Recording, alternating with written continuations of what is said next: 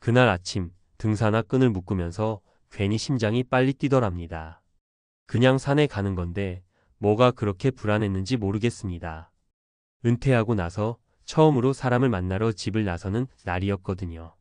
집에 혼자 있는 시간이 길어질수록 괜히 내가 세상에서 지워지는 느낌이 들잖아요. 그래서 다들 좋다고 하는 산악회, 그 중에서도 아무 연고 없는 모임에 혼자 나갔습니다. 그 선택 하나가 이렇게 오래 남을 줄은 솔직히 상상도 못했습니다. 은퇴를 하면 시간이 많아질 거라 생각하죠. 그런데 막상 해보면 시간보다 먼저 늘어나는 게 있습니다. 말할 사람이 없다는 공백, 누군가에게 불릴 일이 없다는 허전함, 그리고 나는 이제 쓸모없는 사람인가라는 생각입니다. 회사 다닐 때는 귀찮을 정도로 전화가 오고 회의가 있고 사람들 얼굴을 매일 봤는데요. 은퇴하고 나니까 하루 종일 휴대폰이 조용합니다. 그래서 많은 분들이 산악회, 동호회, 종교 모임 같은 데로 나가십니다. 사람 냄새를 다시 느끼고 싶어서요. 저도 그랬고요. 처음엔 분위기가 나쁘지 않았습니다. 다들 웃으면서 인사하고 어디 사세요? 은퇴하셨어요? 같은 질문을 던집니다. 그런데 이상하게도 그 질문들이 쌓일수록 마음은 더 불편해졌습니다. 은퇴했다는 말 한마디에 사람을 보는 눈빛이 바뀌는 걸 느꼈거든요. 직업이 사라지니까 내 속에도 같이 사라진 느낌이었습니다. 예전엔 어디 회사 다녔다 한마디면 끝났는데 이제는 말이 길어집니다. 그 길어진 말 속에 괜히 변명 같은 게 섞이기 시작합니다. 첫 번째 사례는 60대 초반에 퇴직한 박 선배 이야기입니다. 이분도 저처럼 외로움을 견디다 못해 산악회에 나갔습니다. 처음엔 잘 어울렸대요. 그런데 몇 달 지나면서 술자리 문화에 끼어들게 됐고 그게 문제의 시작이었습니다. 은퇴했으니 시간 많잖아 라는 말에 계속 불려다니다 보니 술값, 회비, 뒤풀이 비용이 눈덩이처럼 불어났습니다. 처음엔 사람 잃기 싫어서 그냥 냈고 나중엔 빠지기 민망해서 계속 냈답니다. 결국 생활비에서 새어나가는 돈이 커졌고 아내와 갈등까지 생겼습니다. 외로움 피하려다 집 안까지 흔들린 겁니다. 두 번째 사례는 여성 회원 이야기입니다. 은퇴 후 남편과 각자 시간을 보내기로 하고 산악회에 혼자 나갔는데요. 문제는 인간관계의 경계였습니다. 은퇴자 모임이다 보니 감정적으로 의지하려는 사람이 많았고 그 선을 지키는 게 생각보다 쉽지 않았다고 합니다. 사소한 친절이 오해로 번지고 원치 않는 소문이 돌기 시작했죠. 결국 그분은 모임을 그만두면서 사람 만나러 갔다가 사람 때문에 더 상처받았다고 하시더군요. 은퇴 후에는 감정 회복력이 예전 같지 않다는 걸 그분은 뼈저리게 느꼈다고 했습니다. 세 번째 사례는 저와 비슷한 상황입니다. 저는 산악회에서 나쁜 일을 당한 건 아닙니다. 오히려 더 무서웠던 건 집에 돌아와서였습니다. 하루 종일 사람 속에 있었는데도 집에 오니까 더 공허해졌습니다. 왜냐하면 그 관계가 내 사람이 아니라는 걸 알게 됐거든요. 함께 산을 올랐지만 하산하면 각자 흩어집니다. 연락도 잘 오지 않습니다. 그날 이후로 저는 스스로에게 묻게 됐습니다. 나는 지금 사람을 만난 걸까? 아니면 외로움을 잠깐 미룬 걸까? 은퇴 후 삶에서 가장 위험한 건 외로움을 아무 모임으로나 덮어버리려는 선택입니다. 산악회 자체가 나쁘다는 이야기가 아닙니다. 문제는 준비 없이 혼자 절박한 마음으로 들어갈 때입니다. 그 상태에서는 관계의 주도권이 내 손에 있지 않습니다. 누가 불러주면 고맙고 불러주지 않으면 상처가 됩니다. 그렇게 되면 관계는 위로가 아니라 또 다른 스트레스가 됩니다. 은퇴 준비라는 게 꼭 돈 이야기만은 아닙니다. 관계도 준비해야 합니다. 회사라는 울타리가 사라진 뒤에 만나는 사람들은 예전과 전혀 다른 규칙으로 움직입니다. 이해관계가 없을 것 같지만 오히려 더 복잡한 이해가 얽히기도 합니다. 그래서 저는 요즘 이렇게 말씀드립니다. 은퇴하고 모임 나가실 거면 혼자 가지 마시라고요. 배우자든 오래된 친구든 최소한 나를 잘 아는 사람과 같이 시작하라고요. 그래야 중심을 잃지 않습니다. 그리고 하나 더, 모임에 나가기 전에 스스로에게 질문해 보셔야 합니다. 나는 지금 사람을 만나고 싶은가? 아니면 외로움을 피하고 싶은가? 이 두 가지는 비슷해 보여도 결과는 완전히 다릅니다. 외로움을 피하려는 상태에서는 작은 말 한마디에도 상처받고 관계에 과도한 기대를 하게 됩니다. 반대로 내 삶이 어느 정도 정리된 상태에서 나가는 모임은 그냥 즐겁습니다. 기대가 없으니까요. 은퇴 후 산악회에 갔다가 인생이 바뀌었다는 말, 꼭 나쁜 의미만은 아닐 수 있습니다. 다만 그 변화가 상처로 남느냐, 배움으로 남느냐는 준비에 달려 있습니다. 혼자 가서 버텨보겠다는 마음보다는 내 삶을 지키면서 사람을 만날 수 있는 구조를 먼저 만들어 두시는 게 좋겠습니다. 은퇴 후 인생은 생각보다 길고 관계에서 한번 무너지면 다시 회복하는 데 시간이 오래 걸립니다. 산은 다시 오를 수 있습니다. 모임도 다시 나갈 수 있습니다. 그런데 마음이 무너진 뒤에 은퇴 생활은 되돌리기 참 어렵습니다. 그래서 저는 지금도 그날 아침을 떠올립니다. 등산화 끈을 묶으면서 느꼈던 그 불안감. 그 감정 그냥 넘기지 말았어야 했다고요. 앞에서 이야기한 산악회 이야기를 조금 더 깊이 들여다보면 이게 단순한 개인 경험이 아니라는 걸 알게 됩니다. 사실 은퇴 후 인간관계에서 흔히 벌어지는 구조적인 문제에 가깝습니다. 이걸 감정으로만 설명하면 운이 나빴다로 끝나지만 연구와 책을 같이 보면 훨씬 또렷해집니다. 미국 사회학자 로라 카스텐슨이 만든 사회정서적 선택성 이론이라는 게 있습니다. 나이가 들수록 사람은 새로운 인간관계보다 정서적으로 안정감을 주는 소수의 관계를 더 중요하게 여긴다는 이론입니다. 젊을 때는 사람 수가 많을수록 좋지만 중년 이후에는 누구와 있느냐가 얼마나 많이 만나느냐보다 훨씬 중요해진다는 겁니다. 문제는 은퇴 직후입니다. 기존 관계는 회사와 함께 사라졌는데 마음은 이미 깊은 관계를 원하는 상태가 돼버린 거죠. 이때 산악회나 동호회처럼 느슨한 관계에 들어가면 기대 수준과 관계의 깊이가 맞지 않아 충돌이 생깁니다. 앞에서 말한 공허함, 상처, 오해가 여기서 나옵니다. 하버드 성인 발달 연구도 비슷한 이야기를 합니다. 이 연구는 80년 넘게 사람들을 추적했는데 노후 행복을 가장 잘 예측한 요소는 돈도 건강도 아니고 안정적인 관계였습니다. 여기서 말하는 안정적인 관계는 새로운 인맥이 아니라 나를 오래 알고 내 약점을 아는 사람과의 관계였습니다. 은퇴 후 갑자기 만들어진 모임은 이 조건을 충족시키기 어렵습니다. 그래서 산악회에서 하루 종일 웃고 떠들어도 집에 오면 더 허탈해지는 겁니다. 뇌는 이미 의미 있는 관계를 원하고 있는데 현실은 표면적인 대화만 반복되니까요. 책에서도 같은 경고를 합니다. 아툴 가완디의 책 어떻게 죽을 것인가에는 이런 문장이 나옵니다. 나이가 들수록 사람에게 필요한 건 선택의 자유와 소속감이라고요. 은퇴 후 혼자 산악회에 들어가는 경우 이 두 가지를 동시에 잃기 쉽습니다. 처음엔 선택한 것 같지만 시간이 지나면 모임 일정과 분위기에 끌려다니게 되고 소속감을 얻기 위해 원치 않는 관계까지 감당하게 됩니다. 앞에서 나온 술자리 비용, 불편한 감정 노동, 원치 않는 오해들이 다 여기서 시작됩니다. 심리학자 로이 바우마이스터는 인간의 기본 욕구 중 하나로 소속 욕구를 말합니다. 문제는 이 욕구가 충족되지 않을 때 사람은 판단력이 급격히 떨어진다는 겁니다.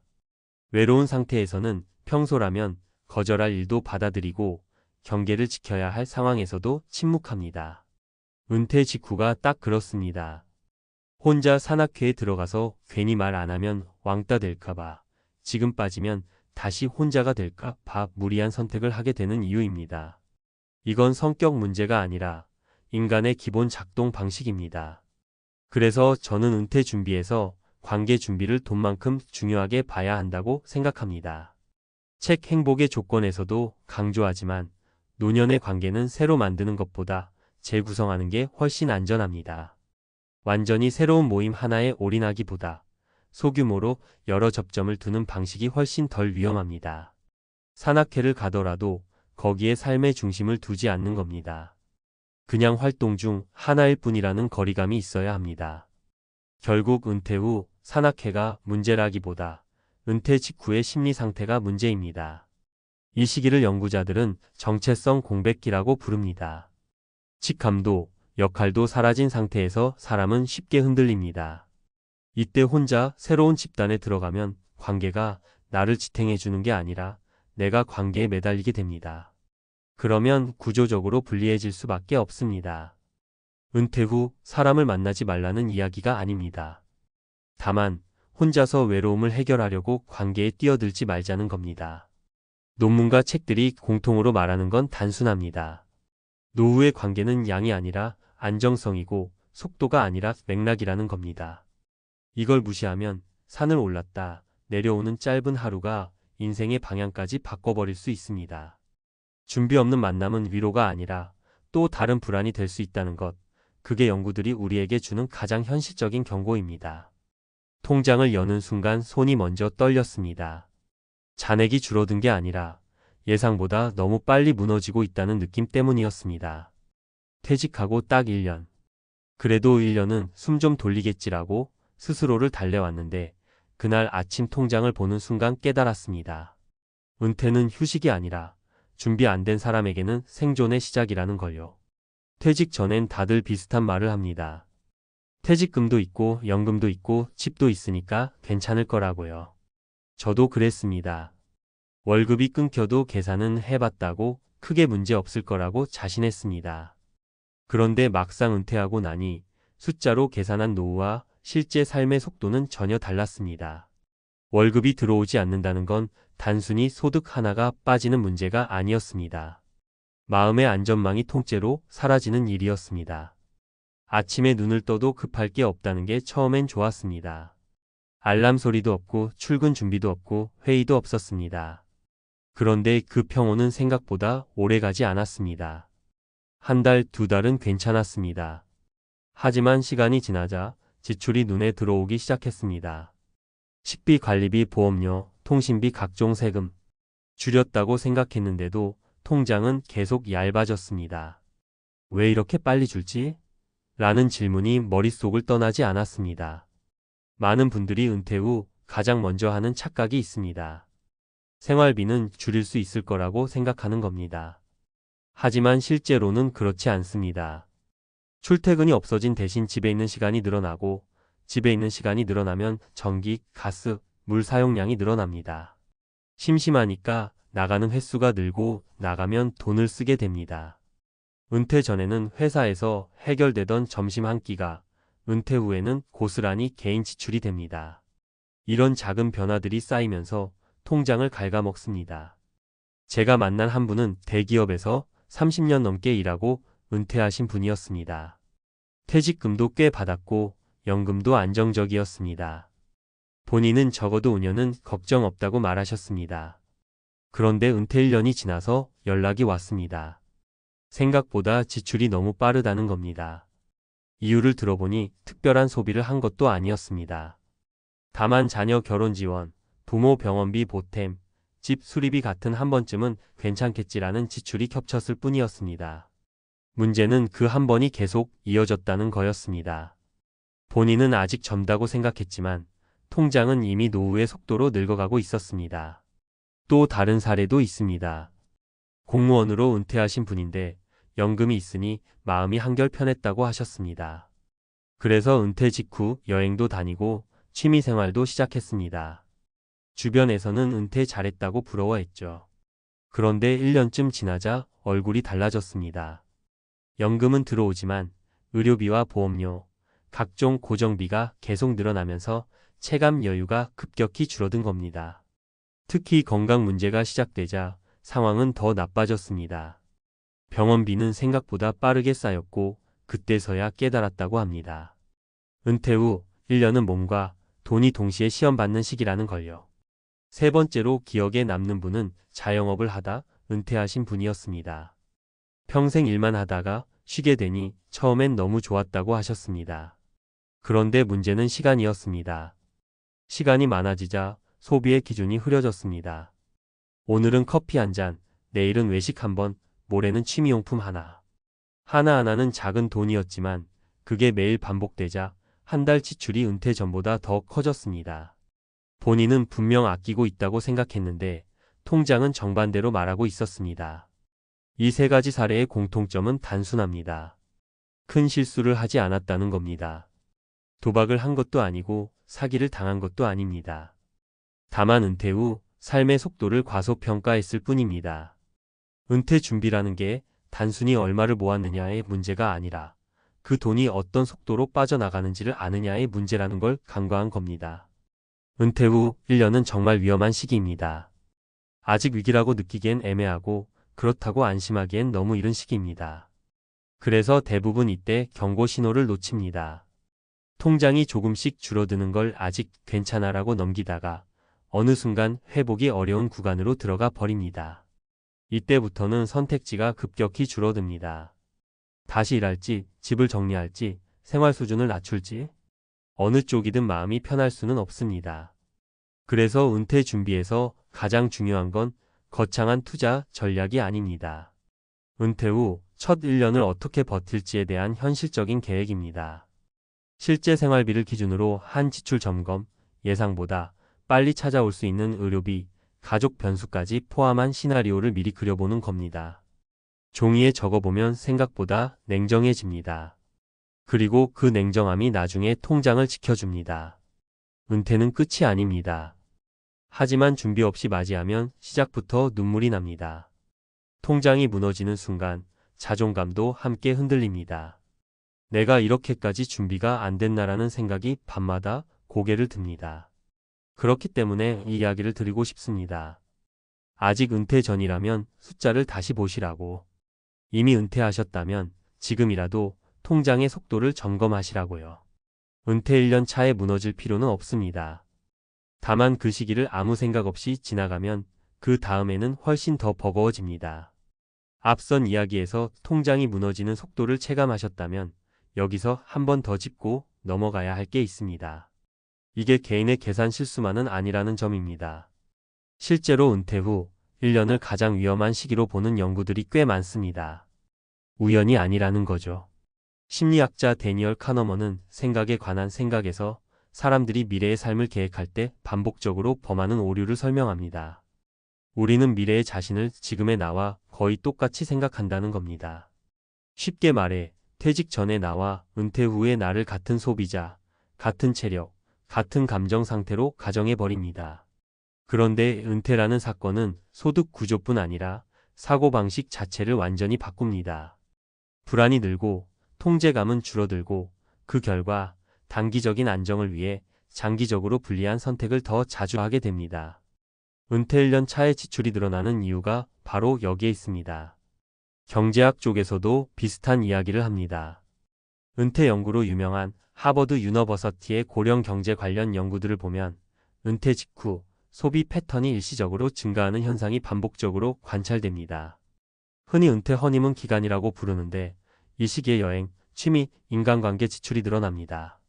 문제는 이 허니문이 끝난 뒤입니다. 소비는 줄이기 어렵고 소득은 이미 고정돼 있습니다. 그래서 은퇴 13년 차에 재정 스트레스가 급격히 증가합니다. 많은 분들이 나는 해당 안 될 줄 알았다고 말하는 바로 그 구간입니다. 노후 생활을 다룬 책 중에서 개인적으로 많이 언급되는 게 더 리타이어먼트 머라지라는 책입니다.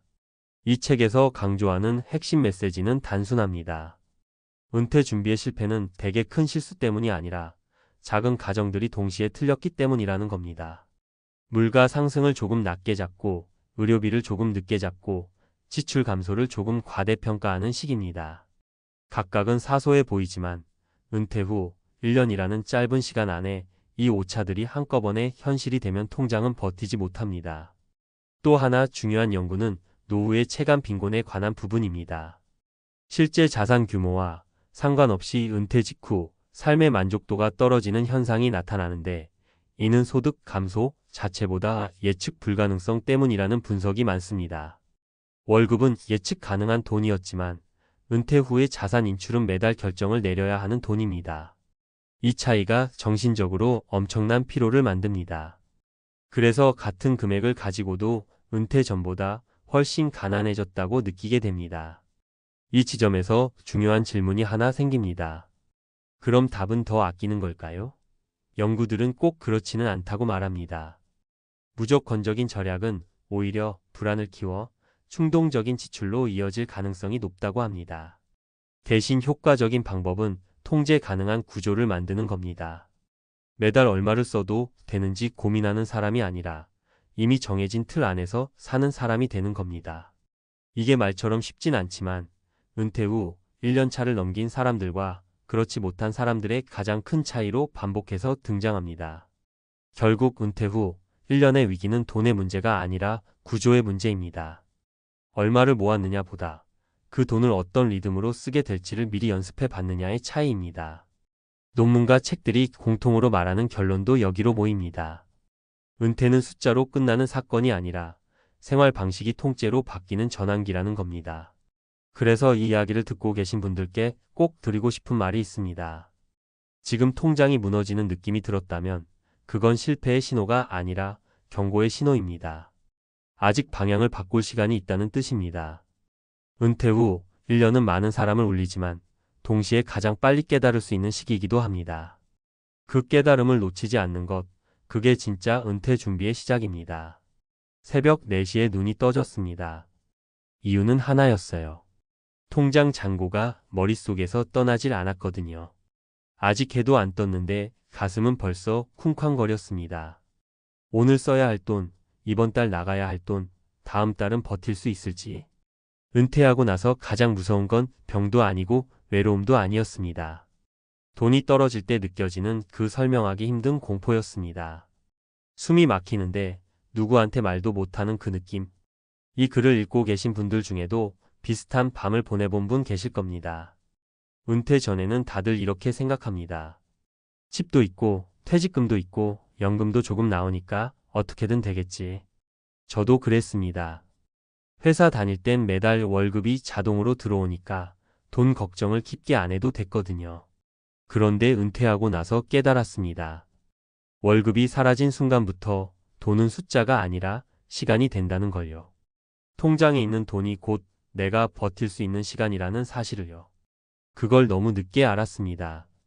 은퇴하고 돈이 없을 때 사람들이 가장 많이 하는 착각이 있습니다. 아끼면 된다고 생각하는 겁니다. 외식 줄이고 여행 안 가고 옷 안 사면 된다고요. 처음엔 맞는 말처럼 들립니다.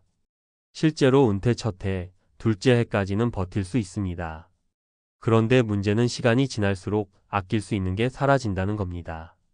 결국 마지막에 남는 건 건강, 인간관계, 자존감인데 그게 하나씩 무너지기 시작합니다. 첫 번째 사례는 61세에 퇴직한 남성 이야기입니다. 대기업에서 30년 넘게 일했고 퇴직금으로 아파트 대출도 거의 정리했습니다. 주변에서는 성공적인 은퇴라고 했죠. 문제는 현금이었습니다. 집은 있지만 매달 들어오는 돈이 거의 없었어요. 처음에는 괜찮았습니다. 그동안 못 쉰 걸 쉰다고 생각했거든요. 그런데 3년이 지나자 상황이 달라졌습니다.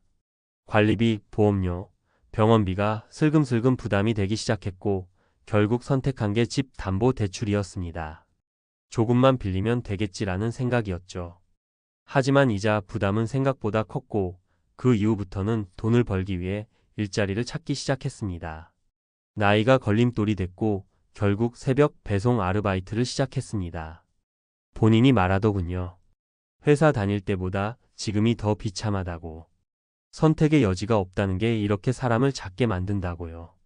두 번째 사례는 60대 부부 이야기입니다. 은퇴 전에는 부부 합산 소득이 꽤 괜찮았습니다. 자녀도 다 키웠고 집도 있었고요. 문제는 은퇴 후 지출 구조를 제대로 계산하지 않았다는 겁니다. 특히 자녀 문제였습니다. 결혼, 전세, 갑작스러운 사업 실패까지. 그때마다 부모니까라는 이유로 도와줬습니다.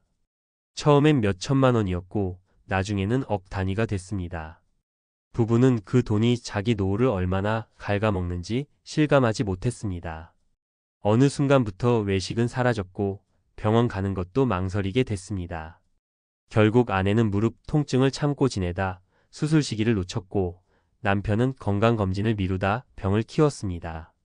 돈이 없다는 건 선택을 미루는 게 아니라 선택 자체를 빼앗기는 거라는 걸 이 부부는 너무 늦게 알았습니다.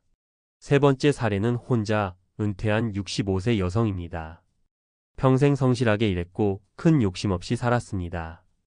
은퇴 후에는 조용히 혼자 살면 된다고 생각했죠. 하지만 월세와 생활비를 감당하기엔 연금이 턱없이 부족했습니다. 처음엔 취미 모임도 나가고 친구도 만났습니다. 그런데 돈이 부족해지자 하나씩 끊기기 시작했습니다. 커피값이 아까워 약속을 피했고 생일 모임에도 가지 않게 됐습니다. 어느 날 문득 보니 한 달 동안 사람 목소리를 거의 듣지 않았다고 하더군요. 돈이 없으면 외로움이 더 빨리 찾아옵니다. 인간관계는 생각보다 유지비가 드는 일이거든요. 결국 이분이 가장 후회한 건 여행도 아니고 명품도 아니었습니다.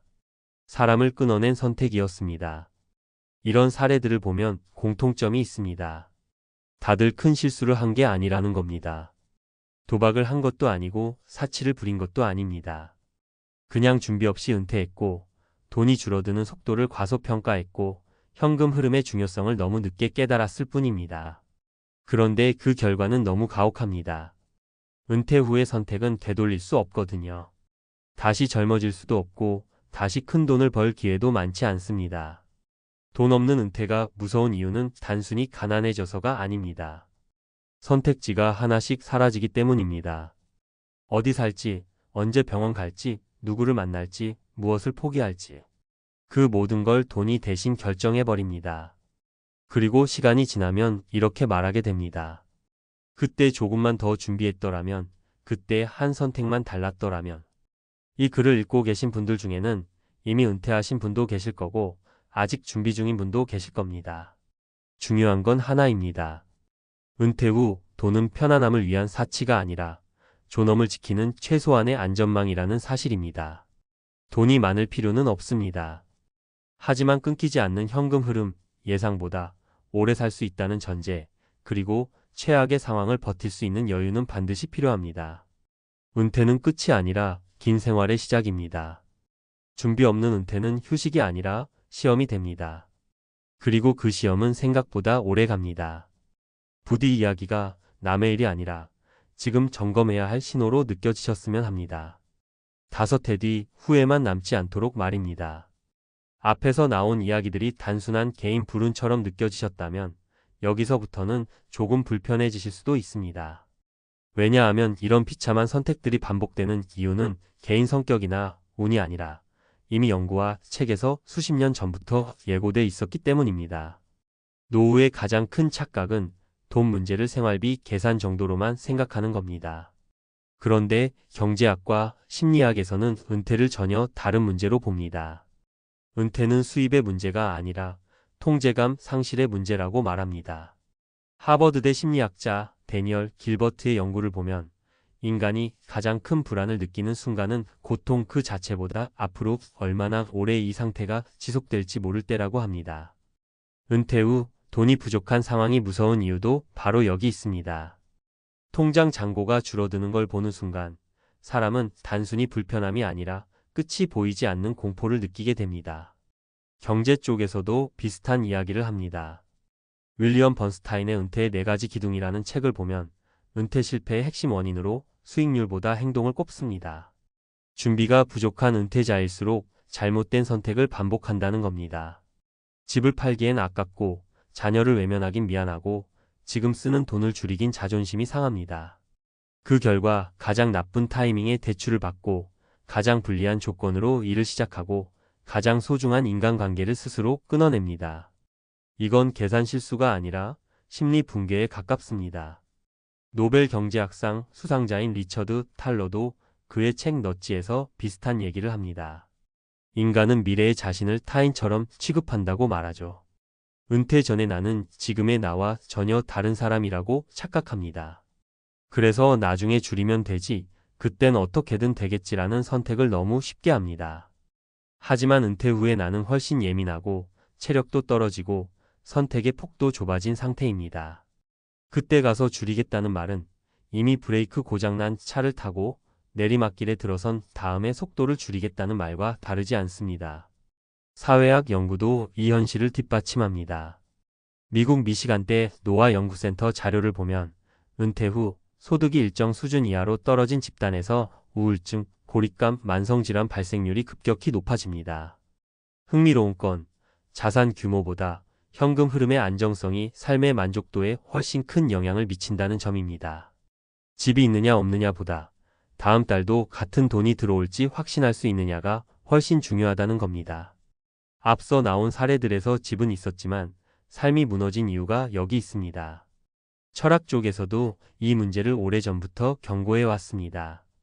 쇼펜하우어는 인간의 불행을 욕망의 결핍보다 통제 불가능한 불안에서 찾았습니다. 은퇴 후 돈이 부족한 상태는 단순한 가난이 아니라 삶의 주도권을 상실한 상태입니다. 그래서 사람은 점점 위축되고 스스로를 사회에서 지워버리는 선택까지 하게 됩니다. 외출을 줄이고 사람을 피하고 아프면서도 병원을 미룹니다. 이건 절약이 아니라 생존 모드입니다. 결국 돈 없는 은퇴가 비참해지는 이유는 하나입니다. 준비하지 않은 은퇴는 선택을 줄이기 때문입니다. 선택이 줄어들면 인간은 존엄을 잃습니다. 오늘 무엇을 먹을지, 누구를 만날지, 아플 때 치료받을지조차 스스로 결정하지 못하는 순간 삶은 버티는 시간이 됩니다. 그래서 은퇴 준비에서 가장 중요한 질문은 얼마면 충분할까가 아닙니다. 내가 선택권을 잃지 않으려면 무엇이 필요할까입니다. 끊기지 않는 최소한의 현금 흐름, 예상보다 오래 사는 상황에 대한 대비, 그리고 누구의 도움 없이도 스스로 결정할 수 있는 여지. 이 세 가지가 없는 은퇴는 시간이 지날수록 점점 더 가혹해집니다. 이 글의 제목처럼 돈 없는 은퇴가 만든 선택의 끝에는 후회가 남는 경우가 많습니다. 그 후회는 대부분 같은 말로 정리됩니다. 그때 조금만 현실적으로 봤더라면. 은퇴는 꿈이 아니라 구조입니다.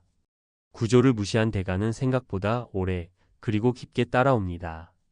지금 이 이야기가 불편하게 느껴진다면 오히려 그게 가장 좋은 신호일지도 모르겠습니다.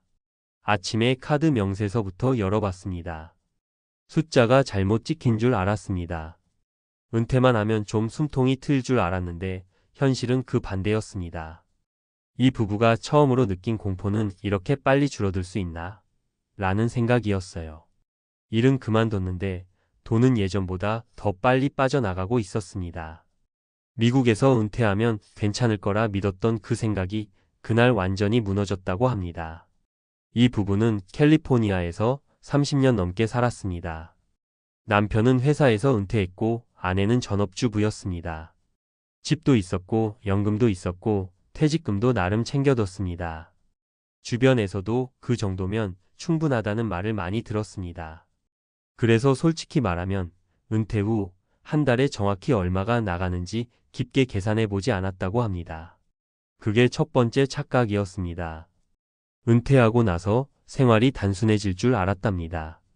출퇴근도 없고 외식도 줄고 옷도 덜 사고 자연히 지출이 내려갈 거라 믿었습니다. 그런데 막상 은퇴하고 나니 지출 구조가 완전히 달라졌습니다. 가장 먼저 튀어나온 건 의료비였습니다. 회사 다닐 때는 신경도 안 쓰던 건강보험료가 매달 고정비로 꽂혔고 병원 한 번 갈 때마다 코페이, 약값, 검사비가 쌓이기 시작했습니다. 몸이 아프지 않아도 아플 가능성에 대비하는 비용이 계속 나갔습니다. 두 번째는 집 유지비였습니다. 집이 있으니 월세는 안 나간다고 안심했는데 그게 더 큰 함정이었습니다. 재산세는 해마다 오르고 보험료도 같이 뛰었습니다. 고장 나는 건 꼭 은퇴하고 나서였습니다. 지붕, 보일러, 에어컨. 한 번 손보면 몇천 달러씩 깨졌습니다. 일을 안 하니까 집에 머무는 시간이 늘고 그만큼 전기세, 수도세, 가스비도 자연스럽게 올라갔습니다. 세 번째는 생활비 감각이 무너진 겁니다. 일을 할 때는 월급이라는 기준점이 있었는데 은퇴하고 나니 매달 이만큼 써도 되나? 라는 불안이 따라 붙었습니다. 그래서 이 부부가 가장 먼저 포기한 게 있습니다. 바로 외식이었습니다. 친구 부부랑 주말에 나가던 식사, 기념일에 가던 레스토랑, 이런 것들을 하나씩 줄이기 시작했습니다. 처음엔 별거 아닌 것 같았지만 어느 순간 삶이 급격히 쪼그라드는 느낌이 들었다고 합니다. 첫 번째 사례는 텍사스로 이주한 60대 초반 부부 이야기입니다. 캘리포니아보다 물가가 싸다는 말만 믿고 집을 팔고 내려갔습니다. 실제로 집값은 싸졌지만 대신 자동차 2대 없이는 생활이 안 됐고 기름값과 보험료, 유지비가 매달 부담으로 쌓였습니다. 의료 네트워크가 달라지면서 병원을 옮겨야 했고 예상치 못한 비용이 계속 나왔습니다. 결국 이 부부가 가장 먼저 포기한 건 여행이었습니다. 은퇴하면 실컷 다닐 줄 알았던 여행을 통장을 보며 스스로 접게 됐습니다. 두 번째 사례는 동부에 사는 60대 후반 부부입니다. 연금이 있으니 괜찮을 거라 믿었지만 문제는 연금이 시작되기 전 공백기였습니다. 그 몇 년을 대충 넘길 수 있을 줄 알았는데 생활비가 생각보다 훨씬 많이 들었습니다. 특히 건강보험료가 매달 큰 부담이었고 병원 갈 일이 겹치면서 저축이 빠르게 줄었습니다. 이 부부가 가장 먼저 포기한 건 취미였습니다. 골프, 요가, 동호회 모임을 하나씩 끊었습니다. 돈도 문제였지만 돈 쓰는 게 두려워진 게 더 컸다고 합니다. 세 번째 사례는 플로리다로 은퇴 이주한 부부입니다. 날씨 좋고 세금 부담이 적다는 말에 기대를 걸었지만 허리케인 보험과 집 보험이 매년 올라갔습니다. 커뮤니티 비용도 만만치 않았습니다. 주변에선 다들 여유 있어 보였지만 속사정은 달랐습니다. 이 부부가 가장 먼저 포기한 건 사람 만나는 일이었습니다. 약속을 잡는 것 자체가 부담이 되면서 점점 집에만 머무르게 됐습니다. 이 이야기들의 공통점이 있습니다. 다들 은퇴하면 괜찮아질 거야 라고 생각했다는 점입니다. 문제는 미국에서 은퇴 후 생활비는 줄어들지 않고 형태만 바뀐다는 겁니다. 일할 때는 안 보이던 비용들이 은퇴하자마자 전면에 등장합니다. 의료비, 보험료, 집 유지비, 그리고 예상 못한 지출들. 이걸 준비하지 않으면 결국 가장 먼저 포기하는 건 사치가 아니라 삶의 재미입니다. 그래서 미국에서 은퇴를 준비하거나 이미 은퇴하신 분들에게 가장 중요한 건 막연한 평균 숫자가 아닙니다. 한 달에 내가 실제로 어떤 항목에 얼마를 쓰게 될지 아주 현실적으로 그려보는 겁니다. 은퇴 후에는 다시 벌 수 있는 여지가 줄어들기 때문에 작은 오차 하나가 불안으로 바로 이어집니다. 이 부부가 마지막에 했던 말이 오래 남습니다. 돈이 없어서 힘든 게 아니라 언제까지 버틸 수 있을지 모르는 게 제일 무서웠다. 미국에서 은퇴하면 괜찮을 거라 믿었던 그 생각, 사실은 가장 위험한 출발점일지도 모릅니다. 앞선 이야기들이 개인의 체감이라면 이제는 왜 이런 일이 반복되는지 조금 더 깊이 들어가 보겠습니다. 이건 운이 나빠서도 소비 습관이 유독 해퍼서도 아닙니다. 이미 여러 연구와 책에서 오래전부터 경고해 온 구조적인 문제에 가깝습니다. 먼저 많은 분들이 착각하는 게 하나 있습니다. 은퇴하면 지출이 줄어든다는 믿음입니다. 실제로는 반대라는 연구가 훨씬 많습니다. 미국 은퇴 연구의 고전으로 꼽히는 더 리타이어먼트 세이빙즈 크라이서스에서는 은퇴 이후 고정 지출 비중이 급격히 높아진다고 말합니다. 일할 때는 소득이 있어 지출이 분산되지만 은퇴 후에는 의료비, 보험료, 주거비처럼 피할 수 없는 비용이 생활의 중심이 됩니다. 선택 지출은 줄일 수 있어도 필수 지출은 오히려 더 단단해진다는 겁니다. 특히 의료비는 거의 모든 연구에서 핵심 변수로 등장합니다. 미국 보스턴 칼리지 산하 은퇴 연구센터의 장기 추적 연구를 보면 은퇴 후 가계 파산의 가장 큰 원인은 투자 실패가 아니라 의료 관련 비용입니다. 재미있는 건 큰 병보다 작지만 반복되는 병원 방문이 더 치명적이라는 점입니다. 약값, 검사비, 보험 공제액이 쌓이면서 저축을 조금씩 잠식합니다. 그래서 많은 은퇴자들이 통장이 한 번에 무너진 게 아니라 조용히 말라갔다고 표현합니다. 두 번째로 중요한 건 인간의 심리입니다. 행동경제학자 데니얼 카너먼은 자신의 저서 싱킹 패스트 언드 슬로우에서 사람들이 미래를 계산할 때 현재의 감정을 과대평가한다고 말합니다. 은퇴를 앞두면 회사만 안 가도 스트레스가 줄 테니 돈도 덜 쓸 것이라고 상상합니다. 하지만 실제 은퇴 후에는 시간은 늘고 불안도 같이 늘어납니다. 이 불안이 소비를 줄이는 방향이 아니라 오히려 잘못된 선택을 부르는 경우가 많습니다. 필요 없는 보험을 더 들거나 손실을 만회하려다 위험한 투자를 하기도 합니다. 세 번째는 사회적 고립의 문제입니다. 사회학자 로버트 퍼트넘은 볼링 언론에서 나이가 들수록 사회적 연결이 줄어들 때 삶의 만족도와 건강이 동시에 악화된다고 설명합니다. 앞서 이야기한 사례들에서 공통적으로 등장한 게 가장 먼저 포기한 것이 외식, 취미, 여행, 사람 만나는 일이었다는 점입니다. 이건 단순한 소비 축소가 아닙니다. 삶의 반경이 줄어드는 신호입니다. 그리고 이때부터 은퇴 생활은 돈 문제가 아니라 심리적 붕괴로 이어지기 시작합니다. 흥미로운 연구 결과도 하나 있습니다.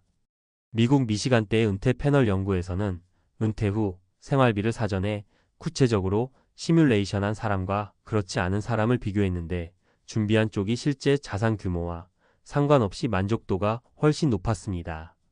돈이 많아서가 아니라 어디서 줄여야 하고 어디는 지켜야 하는지를 알고 있었기 때문입니다. 다시 말해 은퇴의 안정감은 자산 총액보다 예측 가능성에서 나옵니다. 그래서 미국에서 은퇴 준비를 할 때 가장 위험한 질문은 한 달에 얼마면 살 수 있나요? 입니다. 이 질문은 평균을 찾게 만들고 평균은 개인을 속입니다. 대신 던져야 할 질문은 이겁니다. 내가 포기하면 가장 먼저 무너질 게 뭔가요? 외식인지 여행인지 취미인지 아니면 사람인지. 이걸 미리 정리하지 않으면 은퇴 후 통장이 아니라 삶의 온도가 먼저 떨어집니다. 많은 책과 논문이 공통으로 말하는 결론은 단순합니다. 은퇴는 돈의 문제가 아니라 설계의 문제라는 겁니다. 준비하지 않은 은퇴는 지출을 줄이는 기술만 남고 준비된 은퇴는 삶을 지키는 기준이 남습니다. 결국 차이는 숫자가 아니라 그 숫자를 어떻게 바라보느냐에서 갈립니다. 은퇴하고 처음 맞는 새벽에 갑자기 눈이 떠졌다는 분들 많습니다. 알람도 없는데 잠이 깨고 가장 먼저 하는 게 휴대폰을 집어들어 통장을 여는 거죠. 아직 아무 일도 안 일어났는데 마음은 이미 최악을 가정합니다. 이번 달 카드값은 괜찮을까? 병원비 하나만 터져도 버틸 수 있을까? 이렇게 아무 소득 없이 몇 년을 버틸 수 있을까? 은퇴는 자유라더니 막상 겪어보니 자유가 아니라 공포의 다른 이름이었다는 말을 너무 많이 들었습니다. 사실 은퇴 후 돈 걱정 없는 사람들도 똑같이 두렵습니다. 다만 이 사람들은 한 가지가 다릅니다. 불안을 애써 외면하지 않고 숫자로 쪼개서 관리했다는 점입니다. 막연히 얼마가 있느냐 보다 그 돈이 어떤 역할을 하도록 나뉘어 있느냐를 훨씬 더 중요하게 봤다는 겁니다. 이 차이가 은퇴 후 삶을 완전히 갈라놓습니다. 많은 분들이 은퇴 자산을 이야기할 때 총액부터 묻습니다. 얼마 있으면 되느냐, 몇 억이면 충분하냐. 그런데 실제로 은퇴 후 안정적으로 사는 사람들은 총액 질문을 거의 하지 않습니다. 대신 비율 이야기를 합니다. 지금 이 돈 중에서 당장 써도 되는 돈은 얼마인지, 절대 손대면 안 되는 돈은 얼마인지, 그리고 시간이 내 편이 되도록 굴러가게 놔둘 돈은 얼마인지를 나눕니다. 이 비율을 지킨 사람들이 결국 끝까지 흔들리지 않았습니다. 첫 번째 사례는 대기업에서 30년 넘게 일하고 은퇴한 부부 이야기입니다. 은퇴 당시 자산 규모만 보면 주변에서 다들 부러워했습니다. 집 한 채 있고 금융 자산도 적지 않았습니다. 그런데 이 부부는 은퇴 직후부터 소비 패턴이 안정적이었습니다. 이유를 물어보니 의외로 단순했습니다. 생활비로 쓰는 돈과 절대 줄어들면 안 되는 돈을 철저히 분리해 놓았다는 겁니다. 한쪽 통장은 매달 비워도 되는 통장이었고 다른 한쪽 통장은 웬만하면 들여다보지도 않는 통장이었습니다. 시장이 흔들리든 뉴스가 무섭게 나오든 생활비 통장은 늘 몇 년치가 확보돼 있다는 사실 하나만으로 밤잠을 편하게 잤다고 합니다. 이 부부는 은퇴 후에도 여행을 가고 취미를 즐겼지만 불안해 보이지 않았습니다. 돈이 많아서가 아니라 돈의 역할이 명확했기 때문입니다. 두 번째 사례는 자영업을 하다 은퇴한 분입니다. 이분은 은퇴 초반에 크게 흔들렸습니다. 장사할 때는 매달 돈이 들어왔는데 은퇴하니 통장에서 빠져나가기만 하더랍니다. 처음 몇 달은 괜찮았는데 시간이 갈수록 숫자가 줄어드는 걸 보는 게 견디기 힘들었다고 합니다. 그러다 방향을 바꿨습니다. 전체 자산 중 일부는 평생 써도 된다고 스스로 허락했고 나머지는 소득처럼 들어오게 구조를 바꿨습니다. 이때부터 심리가 달라졌다고 합니다. 자산이 줄어드는 느낌이 아니라 월급을 받는 느낌으로 바뀌니 소비의 죄책감이 사라졌다는 겁니다. 은퇴 후 돈 걱정 없는 사람들의 공통점이 여기서 드러납니다. 자산을 한 덩어리로 보지 않고 월 단위 삶에 맞게 재구성했다는 점입니다. 세 번째 사례는 조기 은퇴를 선택한 50대 부부입니다. 이 부부는 은퇴 전부터 주변에서 걱정을 많이 들었습니다. 아직 젊은데 너무 일찍 그만두는 거 아니냐는 말이었죠. 하지만 이 부부는 은퇴 후에도 크게 불안해하지 않았습니다. 이유는 간단했습니다. 가장 공격적인 자산과 가장 보수적인 자산의 비율을 명확히 정해 두었기 때문입니다. 시장이 좋을 때는 공격적인 자산이 힘을 발휘했고, 시장이 나쁠 때는 보수적인 자산이 완충 역할을 해줬습니다. 어느 한쪽이 무너져도 전체 삶이 흔들리지 않게 설계해 둔 겁니다. 이 부부는 은퇴 후 수입이 없어도 자산의 변동성을 감당할 수 있는 심리적 여유가 있었습니다. 이 세 사례를 관통하는 공통점은 단 하나입니다. 은퇴 후 돈 걱정 없는 사람들은 비율을 지켰다는 겁니다. 당장 써도 되는 돈, 시간을 두고 불릴 돈, 그리고 어떤 일이 있어도 지켜야 할 돈을 명확히 나눴습니다. 이 비율이 무너지면 아무리 자산이 많아도 공포는 커집니다. 반대로 이 비율이 지켜지면 자산 규모가 아주 크지 않아도 삶은 안정됩니다. 은퇴 후 가장 무서운 순간은 큰 지출이 생겼을 때가 아닙니다. 통장을 열 때마다 기준이 없는 상태로 숫자만 줄어드는 걸 보는 순간입니다. 이때 사람은 쉽게 무너집니다. 소비를 극단적으로 줄이거나 반대로 한 번뿐인 인생이라며 무리한 선택을 하게 됩니다. 안정적인 은퇴를 망치는 대부분의 선택은 이 심리적 공포에서 나옵니다. 그래서 은퇴 준비든 이미 은퇴한 상태든 지금이라도 가장 먼저 해야 할 건 총액 계산이 아니라 비율 점검입니다. 지금 내 자산 중에서 몇 년은 아무 소득 없이 살아도 되는지, 이 돈이 줄어들어도 마음이 괜찮은지, 그리고 어떤 돈은 건드리지 않고도 삶이 유지되는 구조인지 스스로에게 물어봐야 합니다. 이 질문에 답이 나오면 은퇴 후 삶은 생각보다 훨씬 단단해집니다. 은퇴 후 돈 걱정 없는 사람들은 특별한 재능이 있어서가 아닙니다. 더 많은 정보를 알아서도 아닙니다. 다만 공포를 무시하지 않고 숫자로 길들였을 뿐입니다. 비율을 지킨다는 건 결국 삶의 리듬을 지킨다는 뜻입니다. 그 리듬이 무너지지 않는 한, 은퇴 후 인생은 생각보다 오래, 그리고 꽤 괜찮게 흘러갑니다. 앞에서 이야기한 비율 이야기를 조금 더 깊게 파고들어 보겠습니다. 이게 단순히 경험담이 아니라 실제 연구와 책에서도 반복해서 확인되는 구조라는 점이 중요합니다. 은퇴 후 돈 걱정 없는 사람들의 모습은 우연이 아니라 인간 심리와 자산 구조가 만나는 지점에서 설명이 됩니다. 미국에서 은퇴 연구로 가장 많이 인용되는 개념 중 하나가 소비 안정성입니다. 노벨 경제학상 수상자인 프랑코 모딜리아니가 제시한 생애주기 가설을 보면 사람은 평생 동안 소비 수준을 최대한 일정하게 유지하려는 성향이 있다고 설명합니다. 젊을 때는 벌어서 모으고 은퇴 후에는 꺼내쓰되 삶의 질은 크게 흔들리지 않기를 원한다는 거죠. 문제는 은퇴 후 자산을 한 덩어리로 인식하면 이 소비 안정성이 무너진다는 데 있습니다. 통장 잔고가 줄어드는 순간 이론보다 먼저 공포가 작동합니다. 이 지점을 정확히 짚은 책이 있습니다. 은퇴혁명이라는 책에서는 은퇴자의 불안 대부분이 자산 부족이 아니라 자산 구조의 불확실성에서 나온다고 말합니다. 실제로 조사해보면 자산 규모가 더 큰 은퇴자가 오히려 더 불안해하는 경우도 많습니다. 이유는 간단합니다.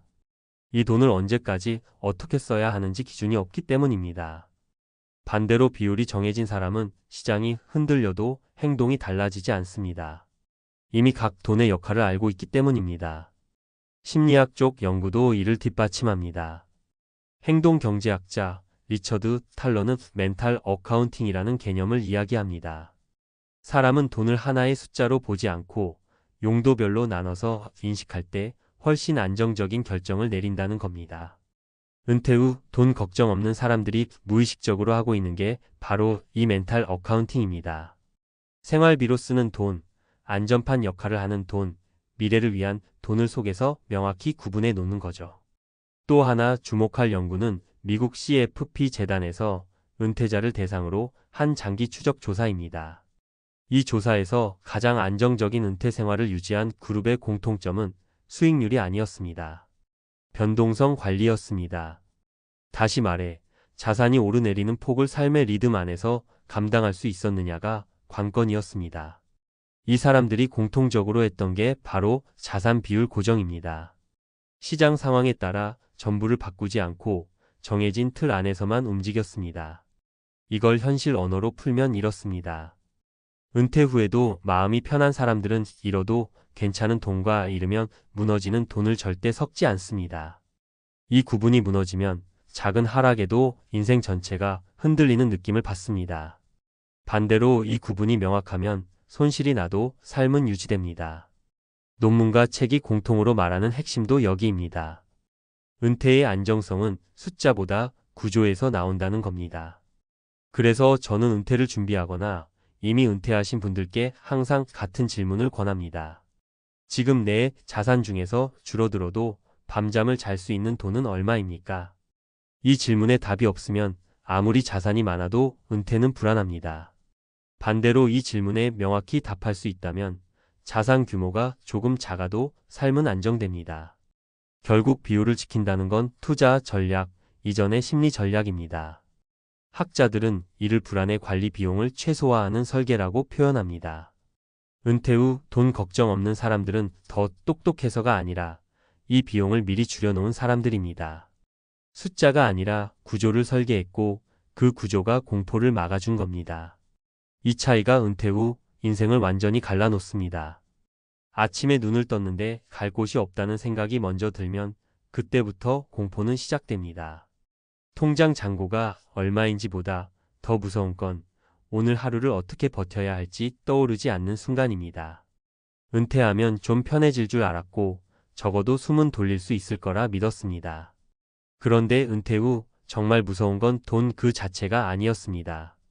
돈이 줄어드는 속도, 사람 관계가 무너지는 속도, 그리고 스스로를 쓸모없는 존재처럼 느끼게 되는 그 속도가 한꺼번에 몰려올 때 그 공포는 생각보다 훨씬 깊고 길었습니다.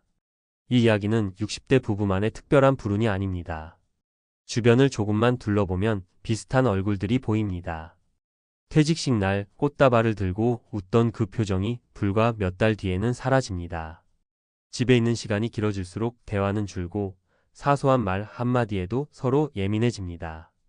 그때부터 돈 이야기는 싸움의 도화선이 됩니다. 돈이 없어서가 아니라 돈을 어떻게 써야 할지 서로 다른 그림을 그리고 있었기 때문입니다. 첫 번째 사례를 보면 은퇴 직후까지는 모든 게 계획대로 흘러간 것처럼 보였습니다. 수도권 아파트 한 채, 현금 자산, 연금 수령 전까지 버틸 수 있다는 계산. 문제는 은퇴 후 시간이었습니다. 남편은 하루 종일 집에 있었고 아내는 그 시간이 갑자기 늘어난 게 너무 버거웠습니다. 사소한 생활비, 보험료, 자녀 지원 문제까지 겹치면서 서로의 말투가 날카로워졌습니다. 결국 남편은 집에 있기 싫어 외출을 늘렸고 아내는 불안해서 지출을 더 통제하려 들었습니다. 이 갈등이 반복되면서 부부 사이 신뢰가 무너졌고 작은 재정 실수 하나가 걷잡을 수 없는 결과로 이어졌습니다. 돈이 줄어든 게 아니라 함께 버틸 힘이 먼저 무너진 겁니다. 두 번째 사례는 외부 변수의 무서움을 보여줍니다. 은퇴 후 조용한 전원 생활을 꿈꾸며 집을 옮겼습니다. 겉보기엔 비용도 줄고 삶의 질도 좋아질 것 같았습니다. 그런데 예상하지 못한 의료비, 교통비, 유지비가 하나둘 쌓이기 시작했습니다. 병원 한번 가려면 하루가 통째로 날아가고 작은 수리 하나에도 큰 돈이 들어갔습니다. 결국 생활비 압박이 심해지면서 다시 도시로 돌아오려 했지만 집은 생각처럼 팔리지 않았습니다. 그 사이 현금은 빠르게 말라갔고 선택지는 점점 사라졌습니다. 이 부부가 가장 힘들어했던 건 돈이 아니라 되돌릴 수 없다는 사실이었습니다. 한 번의 선택이 삶 전체를 묶어버린 느낌, 그게 가장 큰 공포였습니다. 세 번째 사례는 사회적 관계의 붕괴입니다. 직장에 다닐 때는 자연스럽게 이어지던 인간관계가 은퇴와 동시에 끊겼습니다. 처음에는 자유롭다고 느꼈지만 몇 달 지나지 않아 전화 한 통 없는 하루가 계속됐습니다. 사람을 만나지 않으니 외출도 줄고 소비 패턴은 오히려 더 나빠졌습니다. 외로움을 달래기 위한 충동적인 지출, 의미 없는 취미 비용이 반복됐습니다. 이 부부는 말합니다. 돈을 잘못 쓴 게 아니라 외로움을 계산하지 못한 게 문제였다고요. 사람 없는 노후는 생각보다 훨씬 빨리 사람을 무너뜨립니다. 이런 이야기들을 모아보면 공통점이 분명합니다. 은퇴 후 가장 무서운 건 자산 규모가 아닙니다. 통장 숫자는 어느 정도 버팀목이 될 수 있지만 시간 관리, 관계, 역할 상실을 준비하지 않으면 돈은 속수무책으로 새어나갑니다. 은퇴는 경제 이벤트가 아니라 삶의 구조가 완전히 바뀌는 사건입니다. 직장이 사라지면서 생겼던 리듬, 사회적 인정, 하루의 목적이 동시에 사라집니다. 이 공백을 어떻게 채울지 준비하지 않으면 아무리 돈이 있어도 불안은 커질 수밖에 없습니다. 많은 분들이 은퇴 준비를 하면서 자주 묻습니다. 얼마면 되냐고요. 그런데 정작 중요한 질문은 이겁니다. 돈 말고 무엇으로 하루를 채울 것인가? 누구와 시간을 보낼 것인가? 내가 쓸모 있다고 느낄 수 있는 역할은 무엇인가? 이 질문에 답이 없으면 은퇴는 축복이 아니라 긴 불안의 시작이 됩니다. 은퇴 후 삶은 생각보다 조용하고 생각보다 혼자입니다. 그래서 더 준비가 필요합니다. 돈을 계산하는 것만큼, 아니, 그보다 더 중요하게 관계와 시간, 감정의 흐름을 준비해야 합니다. 그렇지 않으면 어느 날 문득 돈보다 더 무서운 것들이 한꺼번에 밀려옵니다. 갈 곳 없는 하루, 의미 없는 시간, 그리고 점점 작아지는 나 자신. 이 공포를 피하려면 은퇴는 끝이 아니라 새로운 삶의 설계라는 걸 먼저 받아들여야 합니다. 그래야 비로소 돈이 아닌 삶 전체를 지킬 수 있습니다. 앞선 이야기들을 조금 더 깊게 들여다보면 이 공포가 개인의 운이나 성격 문제는 아니라는 게 보입니다. 이미 오래전부터 학자들과 연구자들은 은퇴 이후의 불안을 돈의 문제가 아니라 정체성의 붕괴라고 설명해 왔습니다. 심리학자 에릭 에릭슨은 노년기를 생산성대 절망의 단계로 설명했는데, 이를 통해 역할을 잃은 사람이 의미를 다시 찾지 못하면 빠르게 무기력과 우울로 기울어진다고 말했습니다. 이 말이 은퇴자들에게 그대로 적용됩니다. 통장 잔고가 줄어드는 속도보다 내가 더 이상 필요 없는 사람이 된 것 같다는 느낌이 훨씬 빠르게 마음을 무너뜨립니다. 실제로 은퇴와 행복의 관계를 분석한 연구들을 보면 흥미로운 결과가 많습니다. 은퇴 직후 소득이 일정 수준 이상 유지되는 사람들조차도 삶의 만족도가 오히려 떨어지는 경우가 적지 않습니다. 이유는 단순합니다. 돈은 그대로인데 하루의 구조가 사라졌기 때문입니다. 아침에 일어날 이유가 없고, 오늘 해야 할 일이 없고, 내일을 기대할 목표가 없는 상태가 계속되면 인간은 본능적으로 불안을 느낍니다. 이 점을 강조한 책이 바로 더 론제버티 이카너미입니다. 이 책은 고령 사회에서 가장 큰 리스크는 빈곤보다도 고립과 무역할 상태라고 말합니다. 또 하나 자주 인용되는 책이 빅 모털입니다. 이 책에서는 노년기의 삶의 질을 결정짓는 요소로 자율성과 관계를 꼽습니다. 스스로 선택하고 누군가와 연결되어 있다는 감각이 유지될 때 사람은 늙어서도 버틸 수 있다고 말합니다. 은퇴 후 가장 무서운 순간이 언제냐고 물으면 많은 분들이 비슷한 대답을 합니다. 돈이 바닥났을 때가 아니라 아무도 나를 찾지 않을 때라고요. 이건 개인의 나약함이 아니라 인간의 구조적인 특성입니다. 경제학 쪽에서도 비슷한 결론을 내립니다. 노벨 경제학상을 받은 행동경제학자들의 연구를 보면 사람은 미래의 소득 감소보다 현재의 지위 하락에 훨씬 더 큰 고통을 느낀다고 합니다. 은퇴는 소득 감소 이전의 지위의 상실입니다. 명함이 사라지고 직함이 사라지고 어디 다니세요? 라는 질문에 답할 말이 없어지는 순간부터 마음은 급격히 흔들립니다. 그래서 은퇴 후 소비가 오히려 늘어나는 경우도 많습니다. 필요해서가 아니라 사라진 자존감을 돈으로라도 붙잡으려 하기 때문입니다. 이런 맥락에서 보면 앞서 나온 60대 부부들의 몰락은 예외가 아닙니다. 그분들이 실패한 건 자산 배분이 아니라 은퇴 이후의 삶을 너무 단순하게 봤다는 점입니다. 집만 있으면, 연금만 나오면 괜찮을 거라 생각했지만 정작 가장 중요한 질문은 뒤로 미뤄졌습니다. 나는 은퇴 후 어떤 사람으로 살 것인가? 하루를 어떻게 채울 것인가? 누구와 연결되어 있을 것인가? 이 질문에 답이 없으면 돈은 아무리 있어도 불안의 연료로 바뀝니다. 그래서 은퇴 준비에서 정말 중요한 건 숫자보다 시나리오입니다. 돈이 줄어들 때 어떻게 반응할지, 부부 갈등이 생길 때 어떤 식으로 풀지, 인간관계가 줄어들 때 어디에서 대체 관계를 만들지, 이런 비재무적 준비가 되어 있는 사람들은 위기가 와도 쉽게 무너지지 않습니다. 반대로 이 준비가 없는 사람들은 작은 변수 하나에도 삶 전체가 흔들립니다. 결국 은퇴 후 가장 무서운 건 돈이 아니라 준비되지 않은 공백입니다. 그 공백을 방치하면 불안이 자라고, 불안은 관계를 갉아먹고, 관계의 붕괴는 재정까지 무너뜨립니다. 이 악순환을 끊는 유일한 방법은 은퇴를 끝이 아니라 또 다른 역할의 시작으로 바라보는 시선입니다. 돈은 그 여정을 버티게 해주는 도구일 뿐 삶의 중심이 될 수는 없습니다.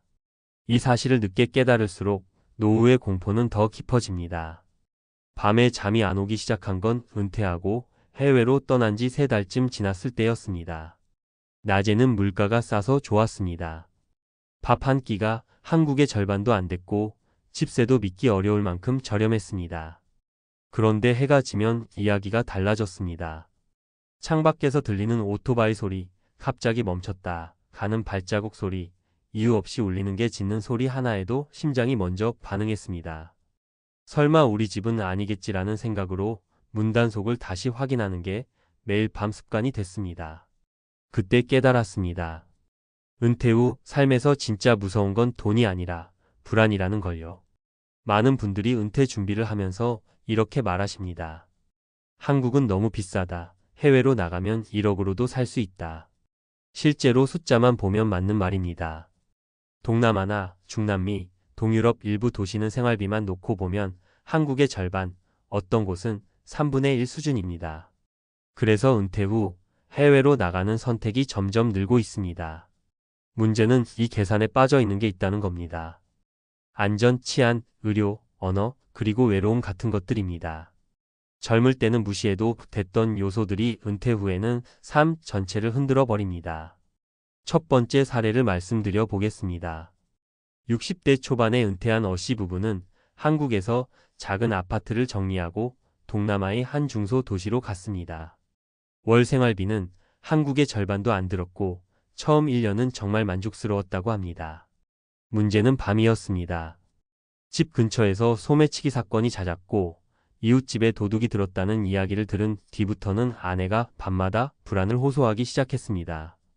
경비가 있는 콘도로 옮기자니 월세가 확 뛰었고 그 순간부터 싼 물가의 장점이 하나씩 사라졌습니다. 결국 생활비는 한국과 큰 차이가 없어졌고 대신 마음의 안정만 잃었습니다. 어씨는 나중에 이렇게 말했습니다. 싸게 사는 건 가능했지만 편하게 사는 건 아니었다고요. 두 번째 사례는 혼자 은퇴한 B씨 이야기입니다. 혼자라서 더 자유롭고 혼자라서 더 싸게 살 수 있을 거라 생각하고 중남미의 한 도시로 갔습니다. 낮에는 현지 시장에서 장을 보고 카페에 앉아 시간을 보내는 삶이 꽤 낭만적으로 느껴졌습니다. 그런데 문제가 생겼습니다. 현지 언어가 거의 안 되는 상태에서 사소한 사건 하나가 크게 다가왔습니다. 길에서 시비가 붙었는데 무슨 말을 하는지 전혀 알아들을 수 없었고 주변 사람들이 몰려들자 공포가 밀려왔습니다. 큰 사건은 아니었지만 그날 이후 B씨는 외출 시간이 점점 줄어들었습니다. 집에 있는 시간이 늘어나자 외로움과 불안이 동시에 찾아왔습니다. 돈은 버티고 있었지만 삶이 줄어들고 있었습니다. 세 번째 사례는 의료 문제입니다. C씨는 물가와 치안이 비교적 낮다고 알려진 지역으로 갔지만 몇 년 후 만성질환이 생겼습니다. 평소에는 괜찮았지만 응급 상황이 한번 발생하자 모든 게 달라졌습니다. 병원 시스템이 한국과 달랐고 언어 문제 때문에 진료 하나 받는데도 스트레스가 극심했습니다. 결국 사설 병원을 이용했는데 비용은 생각보다 훨씬 비쌌습니다. 싸게 살려고 왔는데 아플수록 비싸진다는 말이 딱 맞았습니다. 이후 C씨는 한국을 오가며 생활했지만 그만큼 비용과 피로가 늘어났습니다. 이런 사례들을 보면 공통점이 보입니다. 은퇴 후 해외에서의 삶은 생활비만으로 결정되지 않는다는 점입니다. 젊을 때는 치안이 조금 불안해도 대처할 수 있고 언어가 안 돼도 몸으로 버틸 수 있습니다. 하지만 은퇴 후에는 다릅니다. 밤에 편히 잘 수 있는지, 아플 때 바로 도움을 받을 수 있는지, 문제가 생겼을 때 의지할 사람이 있는지가 훨씬 중요해집니다. 이 요소들은 엑셀 계산표에 잘 안 보이지만 실제 삶에서는 가장 큰 비중을 차지합니다. 그래서 은퇴 준비 단계에서 해외를 고민하신다면 꼭 질문을 바꿔보셔야 합니다. 여기서 얼마나 싸게 살 수 있느냐가 아니라 여기서 얼마나 안심하고 살 수 있느냐입니다. 월 50만 원 아끼는 대신 매일 불안하다면 그건 절약이 아니라 소모입니다. 은퇴 후 삶은 버티는 시간이 아니라 살아가는 시간이어야 합니다. 해외 은퇴를 무조건 말리고 싶은 건 아닙니다. 분명 잘 맞는 분들도 계십니다. 다만 물가가 싸다는 이유 하나만으로 결정하는 순간 그 나라의 두 얼굴 중 어두운 쪽을 더 자주 보게 될 가능성이 큽니다. 은퇴 후에는 회복력이 예전 같지 않습니다. 한번 무너진 일상과 마음을 다시 세우는데 시간이 훨씬 오래 걸립니다. 결국 은퇴 후 삶에서 가장 중요한 건 숫자가 아니라 감각입니다. 밤에 문을 잠그고 누웠을 때 마음이 편한지, 아침에 눈을 떴을 때 오늘 하루가 두렵지 않은지. 그게 안 되면 아무리 물가가 싸도 그곳은 은퇴지가 아니라 시험장이 됩니다. 은퇴는 도망이 아니라 선택이어야 합니다. 그리고 좋은 선택은 늘 안정과 마음의 평온에서 시작됩니다. 여기서 한 번 더 깊이 들어가 보겠습니다. 왜 은퇴 후 해외에서 안전 문제가 이렇게 크게 다가오는지, 이건 감정 문제가 아니라 연구로도 설명이 됩니다. 심리학자 행복의 조건에서 하버드 성인 발달 연구를 정리하면서 아주 단순한 결론을 내립니다. 사람의 행복과 건강을 가장 오래 지탱해 주는 건 돈도 성취도 아니라 지속적인 안정감과 신뢰관계라는 겁니다. 이 안정감에는 물리적인 안전도 포함됩니다. 내가 있는 공간이 위협적이지 않다는 감각, 이게 무너지면 삶 전체가 흔들린다는 거죠. 노후의 이 문제가 더 치명적인 이유는 회복력 때문입니다. 젊을 때는 불안한 환경에서도 적응합니다. 신경계가 빠르게 회복되고 새로운 규칙을 배우는 속도도 빠르니까요.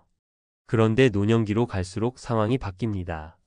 신경과학 연구들을 보면 나이가 들수록 낯선 위협 자극에 대한 불안 반응이 더 오래 지속됩니다.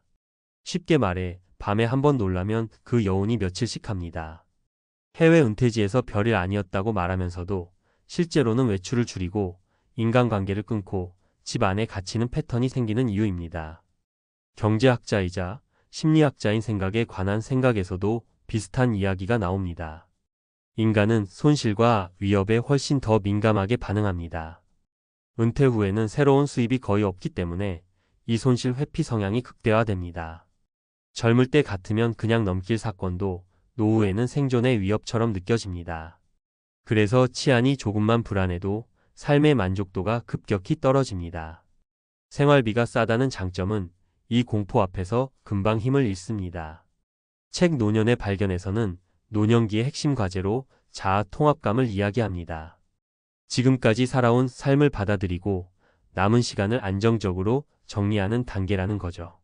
그런데 해외 은퇴지에서 안전 문제, 언어 문제, 의료 불안이 겹치면 이 통합이 깨집니다. 하루하루를 정리하는 시기가 아니라 매일을 경계하며 버티는 시기로 바뀝니다. 이때 사람은 과거를 돌아보며 만족하는 대신 끊임없이 이 선택이 맞았나를 되뇌게 됩니다. 그 질문 자체가 노후를 갉아먹습니다. 연구와 사례를 종합해보면 결론은 분명합니다. 은퇴 후 해외 생활의 성공 여부는 물가표가 아니라 위험 관리 능력에 달려 있습니다. 치안이 조금 불안한 지역에서도 잘 사는 분들이 있습니다. 공통점이 있습니다. 언어가 되거나 현지 네트워크가 있거나 언제든 돌아올 수 있는 안전망이 있는 경우입니다. 반대로 이 세 가지 중 하나라도 없으면 물가가 아무리 싸도 공포가 일상이 됩니다. 그래서 은퇴 준비 단계에서 꼭 던져야 할 질문이 있습니다. 여기서 아플 때 나는 혼자가 아닌가? 문제가 생기면 도움을 요청할 사람이 있는가? 밤에 문을 닫고 마음 놓고 잘 수 있는가? 이 질문에 자신 있게 고개가 끄덕여지지 않는다면 그 도시는 은퇴지가 아니라 실험장이 됩니다. 노후는 새로운 모험을 증명하는 시간이 아닙니다.